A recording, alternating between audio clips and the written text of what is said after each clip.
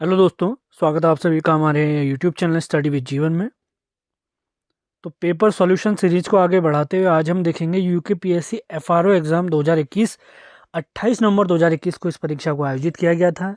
इसके सामान्य अध्ययन वाला पोर्शन यानी जीएस वाला जो पोर्शन उसका कंप्लीट सॉल्यूशन हम करने वाले हैं। इससे पहले चैनल पर आप नए हैं तो इसे लाइक, शेयर और सब्सक्राइब ज़रूर करें। हमारे सभी क्लास की अपडेट आपको हमारे टेलीग्राम चैनल, व्हाट्सएप चैनल, हमारी ऐप उत्तराखंड 360 में भी दी जाती हैं। इन सभी के लिंक आपको वीडियो के डिस्क्रिप्शन में प्राप्त होंगे। आप सभी लोग देख रहे होंगे फिलहाल जो भी पेपर आ रहे हैं उसमें पीवाईक्यू सीरीज का बहुत बड़ा रोल प्ले हो रहा है।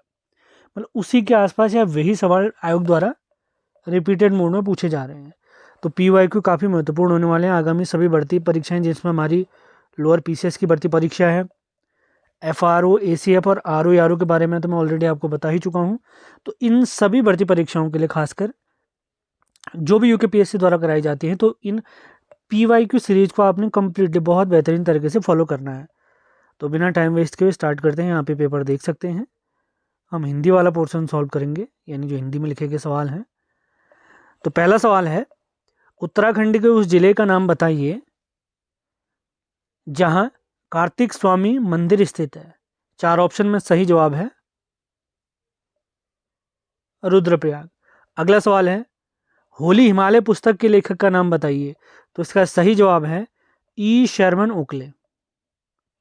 अगला सवाल, कुमाऊं का अंतिम चंद राजा कौन था। तो इसका सही जवाब है महेंद्र चंद। आप लोग के लिए एक सवाल है, कमेंट बॉक्स में आपने बताना है कुमाऊं का प्रथम राजा कौन था। अगला सवाल है, गढ़वाल के उस शासक का नाम बताइए जिसे आदिनाथ के भी नाम से जाना जाता है। तो इसका सही जवाब है अजयपाल। आप लोग के लिए एक सवाल है, अजयपाल परमार वंश के कौन से क्रम के शासक थे, ये आपने बताना है। कमेंट बॉक्स ओपन है, क्लास लाइव चल रही है। आपके जो भी सवाल हैं, कोई भी सवाल अगर डाउटफुल आपको लगता है तो उसका आंसर आप कमेंट बॉक्स में लिख सकते हैं। आपको 100% एक्यूरेट आंसर की प्रोवाइड करने का प्रयास किया गया है। फिर भी कोई गलतियां रह जाती हैं तो आप लोग ज़रूर बताएं और मैं भी कमेंट बॉक्स के माध्यम से आपको अपडेट कर दूंगा। अगला सवाल देखते हैं, देहरादून किस वर्ष रेल मार्ग से जुड़ा। तो इसका सही जवाब है सन 1900। अगले सवाल की तरफ हम बढ़ते हैं, खतलिंग हिमानी किस नदी कतलिंग हिमानी से किस नदी का उद्गम होता है। तो इसका सही जवाब है Bhilangana. Bhilangana is the right answer. अगला क्वेश्चन है, उत्तराखंड में खड़ी बोली के पहले कवि कौन थे। तो इसका सही जवाब है लोकरत्न पंत गुमानी पंत, जिसे हम गुमानी पंत के नाम से भी जानते हैं। अगला सवाल है, शिव प्रसाद डबराल चारण जी जाने जाते हैं किस रूप में जाने जाते हैं। एक इतिहासकार के रूप में जाने जाते हैं। अगला सवाल है, उत्तराखंड की सबसे ऊंची चोटी कौन सी है। दूसरी सबसे ऊंची चोटी। अगर सबसे ऊंची चोटी पूछता तो नंदा देवी पश्चिमी हम जानते हैं, 78117 मीटर उसकी लंबाई है। अब हमसे पूछा गया दूसरी सबसे ऊंची चोटी, तो इसका सही जवाब है कामेट पर्वत। इसकी ऊंचाई है 7756, 7756 मीटर। अगला सवाल देखते हैं। अगला क्वेश्चन है, उत्तराखंड राज्य का सबसे लंबा हिमनद कौन सा है। तो इसका सही जवाब है गंगोत्री। अगला सवाल, नेहरू पर्वतारोहण संस्थान कहाँ स्थित है। तो इसका सही जवाब है उत्तरकाशी में। इसकी स्थापना अगर हमसे पूछेंगे तो इसकी स्थापना हुई है 1965 नवंबर 1965 में। अगला सवाल वेरी इंपॉर्टेंट, निम्न में से कौन पुरुषार्थ के संपादक थे। Girija Dutt Naithani is the right answer. अगला सवाल देखते हैं, निम्न में से दाब को निरूपित कौन करता है। यानी दाब का फॉर्मूला है force upon area, F upon A होता है, यानी बल बट्टे क्षेत्रफल।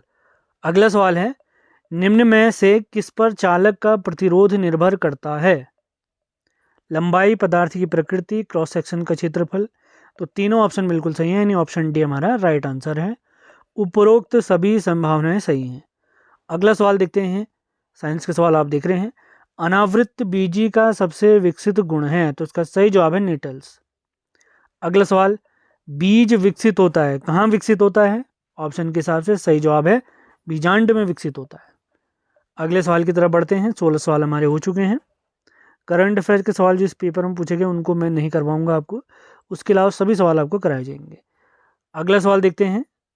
अगला क्वेश्चन है, मानवों में रक्तस्राव की बीमारी किसकी कमी के कारण होती है? तो इसका सही जवाब है विटामिन के कारण। रक्त का थक्का वाला पोर्शन आपने देखा होगा।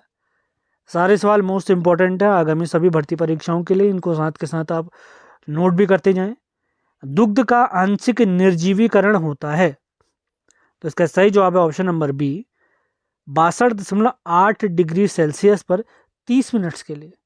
अगला सवाल, अर्धसूत्री कोशिका विभाजन की किस अवस्था में काइस्मेटा का निर्माण होता है? तो इसका सही जवाब है प्रोफेज। एफआरओ एसीएफ लॉगिंग अधिकारी का जो कट ऑफ रहती है हमारे आरओ या लोअर पीसीएस से काफ़ी कम रहती है। क्यों रहती है? क्योंकि ये पेपर थोड़ा सा टफ रहता है उन परीक्षाओं के मुकाबले, और सबसे बड़ी बात है साइंस वर्ग के लिए पेपर कराया जाता है। पिछले बार की एफआरओ की कट ऑफ क्या रही थी उसका वीडियो मैं बहुत जल्दी आप लोग के लिए लाने वाला हूँ। कल ही मान के चलिए एफआरओ की कट ऑफ आपको शेयर कर दी जाएगी। अगला सवाल है, इम्यूनोग्लोबुलिन्स इसकी प्रकृति होती है, इसकी क्या प्रकृति होती है? ये प्रोटीन की प्रकृति इसकी होती है। अगला सवाल है, निम्न में से कौन सी प्राथमिक मेमोरी है? प्राइमरी मेमोरी का उदाहरण क्या है? तो इसका सही जवाब है रैम, रैंडम एक्सेस मेमोरी। अगला सवाल है, म्यूकरमाइकोसिस रोग किसके कारण होता है? 4 ऑप्शन है, तो इसका सही जवाब है कवक के कारण यह रोग होता है। अगला सवाल हम देख लेते हैं। अगला सवाल है, इनमें से किस जंतु में 3 हृदय व नीला रक्त होता है? वेरी इंपॉर्टेंट क्वेश्चन, तो इसका सही जवाब है ऑक्टोपस में। अगला सवाल देखते हैं, स्टेनलेस स्टील में उपस्थित तत्वों का बढ़ता हुआ क्रम है, यानी कौन कौन से इसमें तत्व होते हैं? तो इसका सही जवाब है कार्बन, क्रोमियम और आयरन। अगला क्वेश्चन देख लेते हैं, हंसाने वाली गैस है, तो हंसाने वाली गैस है नाइट्रस ऑक्साइड। सभी सवाल वेरी इंपॉर्टेंट है, इन्हें नोट डाउन करते हुए चलें। पेपर आप लोगों को थोड़ी देर में शेयर कर दिया जाएगा, क्लास समाप्त होती है आपको पेपर हमारा टेलीग्राम चैनल और व्हाट्सएप चैनल के माध्यम से प्रोवाइड करा दी जाएगी। अब बढ़ते हैं हम इतिहास वाले पोर्शन की तरफ। इतिहास के टोटल 12 सवाल इस पेपर में पूछे गए थे, जिसमें 3 सवाल थे प्राचीन भारत के, 3 थे मध्यकाल के और 6 सवाल थे आधुनिक भारत के। अगला सवाल देखते हैं, सती प्रथा का प्राचीनतम साक्ष्य किस अभिलेख से मिलता है? तो इसका सही जवाब है भानुगुप्त के ऐरण अभिलेख से। अगला सवाल, सम्राट हर्षवर्धन द्वारा रचित नाटक नागानंद में किस बोधिसत्व का उल्लेख है? तो इसका सही जवाब है जीमूत वाहन। अगला क्वेश्चन है, गोंडो फड़नीस किस राजवंश का शासक था? तो इसका सही जवाब है पल्लव राजवंश। अगला क्वेश्चन देखते हैं, पंजाब में कूका आंदोलन का नेतृत्व किसने किया था? तो इसका सही जवाब है राम सिंह ने किया था, राम सिंह ने किया था। Very important question. अगले सवाल की तरफ बढ़ते हैं, all India trade union Congress इसकी स्थापना किस वर्ष हुई थी?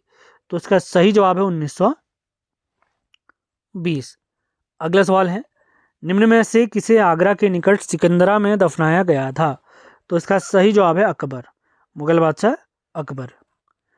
मुगल वंश के शासकों का क्रम अगर मैं बताऊं तो सबसे पहले आता है बाबर, उसके बाद हुमायूं, उसके बाद अकबर, उसके बाद शाहजहां, उसके बाद सबसे पहले जहांगीर आएगा, उसके बाद शाहजहां आएगा और लास्ट में आता है औरंगजेब। बाबर, हुमायूं, अकबर, जहांगीर, शाहजहां और औरंगजेब, ये प्रमुख जो शासक थे मुगल वंश के, उनका क्रम है। अगले सवाल की तरफ बढ़ते हैं।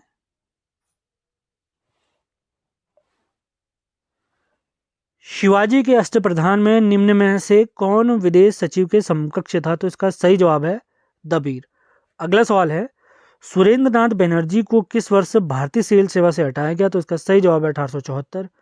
अगला सवाल है, धर्मत का युद्ध किस वर्ष लड़ा गया? तो इसका सही जवाब है 1658। एक तो औरंगजेब था इसमें, औरंगजेब और किसके मध्य युद्ध हुआ था आपने बताना है, कमेंट बॉक्स ओपन है, लाइव चैट में भी आप बता सकते हैं। अगला सवाल है, भारत का एकमात्र यहूदी वायसराय कौन था? तो इसका सही जवाब है रीडिंग। अगला सवाल देखते हैं, किस ग्रंथ की रचना संध्याकर नंदी जी के द्वारा की गई थी? तो 4 ऑप्शन के हिसाब से सही जवाब है रामचरितम, रामचरितम। अगले सवाल की तरफ बढ़ते हैं। कौन सा लोकप्रिय समाचार पत्र तमिल में प्रकाशित होता था? इसका सही जवाब है स्वदेश मित्रम। स्वदेश मित्रम। अगला सवाल है, एक बाइट में कितने बिट्स होते हैं? तो इसका सही जवाब है 8। अगला सवाल देखते हैं, हाफ बाइट कहलाती है, तो हाफ बाइट क्या कहलाती है? निबल कहलाती है।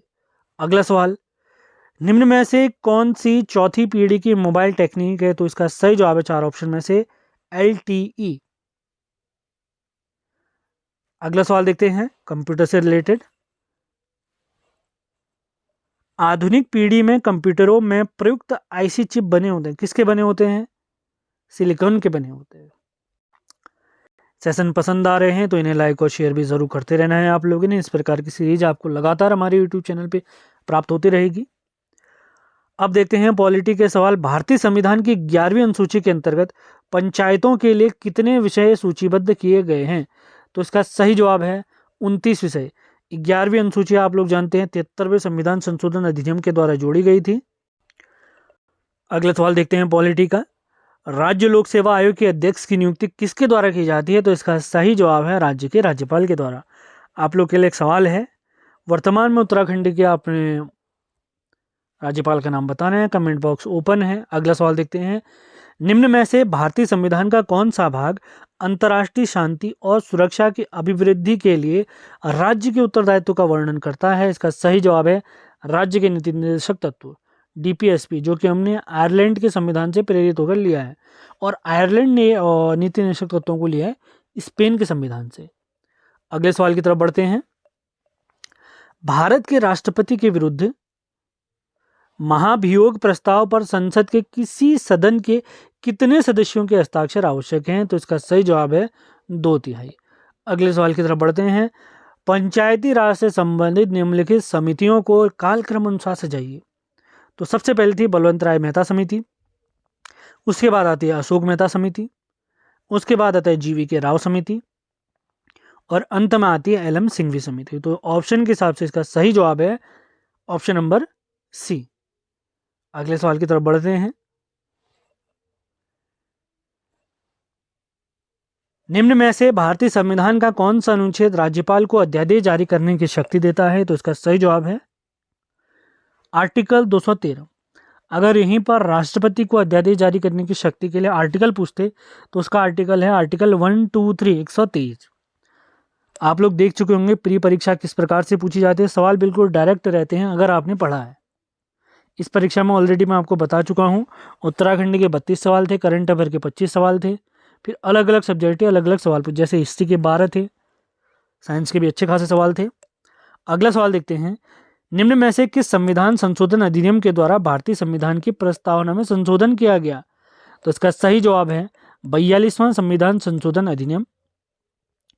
इसी संविधान संशोधन को लघु संविधान भी कहते हैं। अगला सवाल है, राज्यसभा के सदस्यों की अवधि क्या होती है, यानी किस अवधि के लिए चुने जाते हैं? तो इनकी अवधि होती है 6 वर्ष की। अगला सवाल, निम्न में से भारतीय संविधान का कौन सा अनुच्छेद वयस्क मताधिकार से संबंधित है? तो इसका सही जवाब है आर्टिकल 326। आर्टिकल 326। अगला सवाल है, भारत के सर्वोच्च न्यायालय द्वारा निम्न में से कौन सा आदेश अवैध रूप से निरोध किए जाने के मामले में जारी किया जाता है? तो इसका सही जवाब है आर्टिकल 32 के अंतर्गत बंदी प्रत्यक्षीकरण, क्योंकि यहाँ पे सुप्रीम कोर्ट की रिट अधिकारिता दी गई है, तो उसमें से एक बंदी प्रत्यक्षीकरण भी शामिल है। अगले सवाल की तरफ बढ़ते हैं। अब भूगोल से रिलेटेड सवाल आपको देखने को मिलेंगे। भारत में निम्नलिखित राज्यों में कौन अदरक का सबसे बड़ा उत्पादक है? तो इसका सही जवाब है आंध्र प्रदेश।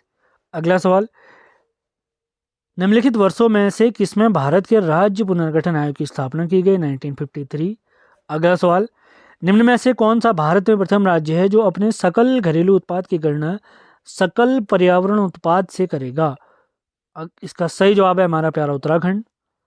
अगला सवाल वन रिपोर्ट से रिलेटेड था, तो इसकी आवश्यकता है नहीं, वर्तमान में तो 2023 की वन रिपोर्ट चल रही है, तो उसकी आवश्यकता है नहीं सवाल की। अगला सवाल देख लेते हैं। तो जनगणना के भी सवाल काफ़ी पूछता है परीक्षाओं में। 2011 की जनगणना के अनुसार भारत के निम्नलिखित राज्यों में से किसमें अनुसूचित जातियों की जनसंख्या नहीं पाई जाती है? तो इसका सही जवाब है नागालैंड। अगला सवाल है, भारत में जनसंख्या विस्फोट संबद्ध है किससे? उच्च जन्म दर और निम्न मृत्यु दर से। अगला सवाल है, भारत की समुद्री तटरेखा की लंबाई बताइए। 7516.6 किलोमीटर। भारत का सबसे बड़ा कोयला क्षेत्र आप लोगों ने बताना है। ये सवाल मैंने आप लोग के लिए छोड़ा है, ऑप्शन आप देख सकते हैं, रानीगंज, बोकारो, झरिया और गिरिडीह। अगले सवाल की तरफ बढ़ते हैं। अंतःस्थलीय जलमार्ग प्राधिकरण भारत IWAI एक संवैधानिक संस्था के रूप में 27 अक्टूबर 1986 को गठित की गई।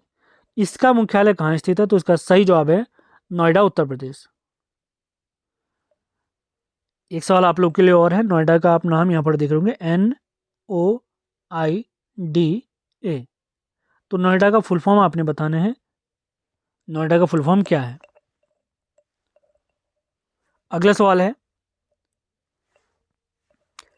निम्न में से कौन पिछड़ी जाति आयोग के प्रथम सभापति थे? राइट आंसर है काका साहब कालेलकर। अगला सवाल है, भारतीय संविधान में विधि का शासन निम्न में से किस अनुच्छेद में निहित है? तो इसका सही जवाब है आर्टिकल 14, मूल अधिकारों के अंतर्गत। अगला सवाल है, निम्न में से कौन सा संवैधानिक संशोधन भारत में मतदान की आयु को कम करने से संबंधित है? 61वां संविधान संशोधन। अभी एक सवाल था, कौन सा आर्टिकल ऐसा है जो वयस्क मताधिकार से रिलेटेड है? आर्टिकल 326। अब मतदान वाली आयु से रिलेटेड संशोधन हमसे पूछ लिया गया है, तो 61वां संशोधन। अगला सवाल है, भारत में मरुस्थल वृक्षारोपण एवं अनुसंधान केंद्र कहाँ स्थित है? तो इसका सही जवाब है जोधपुर, राजस्थान। आगे बढ़ते हैं।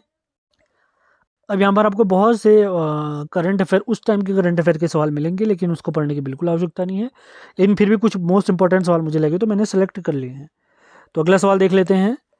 भारतीय रिजर्व बैंक द्वारा शुरू किया गया FI इंडेक्स से संबंधित है, किससे संबंधित है? 4 ऑप्शन है, सही जवाब है फाइनेंशियल इंक्लूजन। अगला सवाल वेरी इंपॉर्टेंट, इतिहास के रूप से भी काफी महत्वपूर्ण सवाल हो गया है। निम्न में से कौन 100% कोविड-19 टीकाकरण लक्ष्य प्राप्त करने वाला पहला शहर बना है? तो इसका सही जवाब उस समय पर भुवनेश्वर बना था। अगला सवाल देख लेते हैं, इन्वायरमेंट से रिलेटेड सवाल है। पर्यावरणीय प्रभाव आकलन एक नियोजन यंत्र है जो नियोजन के प्रारंभिक चरण से विकासी प्रक्रिया में पर्यावरण के मुद्दों को समाहित करता है। नदी घाटी परियोजना आदि हेतु भारत में यह प्रथम बार कब उपयोग में लाया गया? तो इसका सही जवाब है 1978 में। फिर अगले सवाल आप करंट अफेयर के देख सकते हैं, इनकी आवश्यकता है नहीं तो मैं इनको सॉल्व नहीं करा रहा हूं। आगे बढ़ते हैं। अगला सवाल है, भारत रत्न से सम्मानित उत्तराखंड की एकमात्र विभूति कौन से हैं? गोविंद बल्लभ पंत, 1957। अगला सवाल है, टिहरी रियासत का भारतीय संघ में विलय कब हुआ था? तो इसका सही जवाब है अगस्त 1949। अगला सवाल, उत्तराखंड की सबसे लंबी नदी है काली नदी, 252 किलोमीटर। अगला सवाल, रामायण को किस वर्ष विश्व धरोहर में शामिल किया गया? सही जवाब है 2009। अगले सवाल की तरफ बढ़ते हैं। गणिका नाटक पुस्तक के लेखक कौन है? तो इसका सही जवाब है मौला राम जी। अगला सवाल, अवतार सिंह पवार जी प्रसिद्ध क्या हैं, किस रूप में जाने जाते हैं? तो ये मूर्तिकार हैं। अगला सवाल, नागेंद्र सकलानी जी किस तिथि को शहीद हुए थे? तो इसका सही जवाब है सकलाना आंदोलन के दौरान 11 जनवरी 1948। करंट अफेयर के सवाल हैं तो इसको हम पढ़ने वाले हैं नहीं। अब आते हैं अंतिम पोर्शन की तरफ। उत्तराखंड में प्राप्त सबसे प्राचीन अभिलेख निम्नांकित है, कौन सा है? मौर्य वंश के समय का कालसी। अगला सवाल है, उत्तराखंड के किस जनपद का भौगोलिक क्षेत्रफल सबसे ज़्यादा है? चमोली। इसका क्षेत्रफल कितना है? 8030 स्क्वायर किलोमीटर। दूसरे नंबर पे आता है उत्तरकाशी, 8016 स्क्वायर किलोमीटर। अगला सवाल है, पुरस्कृत फिल्म देवभूमि का निर्देशन किसने किया? गोरान पेस्केविच। अगला सवाल इसका जवाब आप लोगों ने खुद बताना है, कमेंट बॉक्स ओपन है आप लोग के लिए। वर्तमान में उत्तराखंड में विकास खंडों की संख्या कितनी है? आपने वर्तमान 2025 के परिदृश्य में बताना है कितना है। ये ऑप्शन अभी हम छोड़ रहे हैं, आपने बताना है 2025 के हिसाब से। अगला सवाल है, निम्न में से कौन एक खिलाड़ी उत्तराखंड के नहीं है? ये उत्तराखंड के क्रिकेटर हैं, ये भी क्रिकेटर हैं, ये हमारे शूटिंग के प्लेयर हैं। तो इसका सही जवाब है ललित उपाध्याय। अगला सवाल देखते हैं, निम्न में से कौन सा वन्यजीव विहार हिम तेंदुओं के संरक्षण हेतु प्रसिद्ध है? तो इसका सही जवाब है गोविंद वन्यजीव विहार, उत्तरकाशी। अगला सवाल, हेली नेशनल पार्क की स्थापना किस वर्ष हुई थी? 1936। अगला सवाल, निम्न में से किस ताल में मानव कंकाल पाए जाते हैं? तो इसका सही जवाब है रूपकुंड। अंतिम 5 सवालों की तरफ बढ़ते हैं। उत्तराखंड में वनराजी जनजाति किस जनपद में निवास करती है? तो ऑप्शन के हिसाब से सर्वाधिक निवास करती है पिथौरागढ़ में। अगला सवाल है, अभी रम्माण से रिलेटेड सवाल आपने देख लिया था, विश्व धरोहर इत्यादि 2009 में। तो रम्माण किस वर्ष नई दिल्ली में गणतंत्र दिवस परेड में उत्तराखंड की झांकी का हिस्सा रही? तो इसका सही जवाब है 2016। अगला सवाल है, भारत के सर्वोच्च न्यायालय में न्यायाधीश रहने वाले उत्तराखंड के प्रथम न्यायविद कौन है? न्यायमूर्ति प्रफुल्ल चंद्र पंत जी। अगला सवाल देखते हैं, उत्तराखंड उच्च न्यायालय ने सबसे पहले किस नदी को जीवित प्राणी का दर्जा दिया है? तो इसका सही जवाब है गंगा। और अंतिम सवाल देखते हैं, एफआरओ भर्ती परीक्षा जो कि नवंबर 2021 में आयोजित की गई थी। आगामी जो हमारी एफआरओ की भर्ती परीक्षा होने वाली है मई में, उसके लिए एक